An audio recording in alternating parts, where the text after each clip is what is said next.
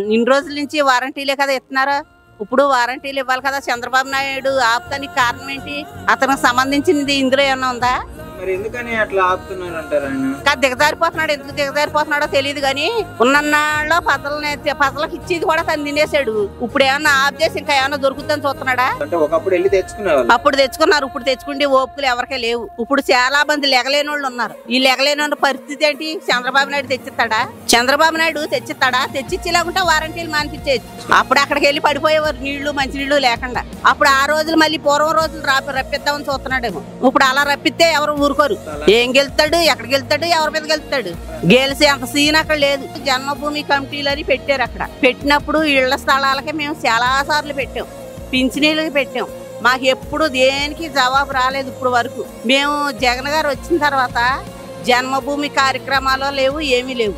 అయినప్పటికీ కూడా మాకు ఆయన స్థలం ఇచ్చాడు, లోన్ ఇచ్చాడు. ఆయన పుణ్యం అంట మేము 10 సంవత్సరాల నుంచి చెట్లు అక్కడక్కడ అద్దెలకు ఉండి చాలా తిప్పలు పడి ఇవాళ ఇల్లు కట్టుకుండి ఆయన వల్ల సుఖంగా బతుకుతున్నాం. ఈ ఇల్లు కట్టుకున్నాక పింఛనీళ్ళు ఇస్తున్నాడు. మేము వెళ్ళి తెచ్చుకోకుండా వారంటీలతో ఇస్తున్నాడు. వారంటీలతో మానిపించేసి అంత అవసరం అతనికి ఏమొచ్చింది? ఇప్పుడు జగన్ గారి మీద పగా లేకపోతే మా మీద పగా ఆయనకి, చంద్రబాబుకి?